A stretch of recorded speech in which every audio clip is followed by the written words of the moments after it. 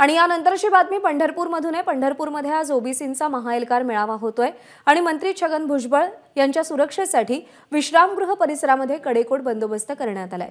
दौऱ्यासाठी 32 पोलीस अधिकारी आणि 175 पोलीस कर्मचारी हे तिथे तैनात असतील अशी माहिती मिळते। ओबीसी मेळाव्यासाठी आज छगन भुजबळ पंढरपुरात आहेत। मुक्कामी काल रात्रीच ते इथं पंढरपूरला पोहोचले होते आणि काल रात्रीपासून पंढरपूरचं विश्रामगृह जिथे ते थांबलेत तिथं मोठ्या प्रमाणात पोलीस बंदोबस्त ठेवण्यात आलेला आहे। भुजबळांना भेटणाऱ्या प्रत्येकाची ओळख पटवूनच त्यांना आज सोडण्यात येत आहे।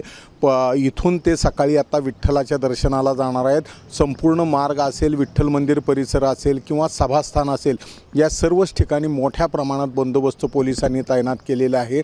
मनोज जरांगे अथवा मराठा समाजाबद्दल काही बोलल्यास सभा उधळून लावू, चपलीचा हार घालू अशा पद्धतीचा इशारा मराठा संघटनांनी दिल्यानंतर ओबीसी आक्रमक झाले होते। ओबीसींनी जशास तसं उत्तर देऊ असं कार्यकर्त्यांनी सांगितल्यानंतर पोलीस सतर्क झालेले आहेत आणि मोठ्या प्रमाणात पोलीस बंदोबस्त इथं तैनात करण्यात आलेला आहे।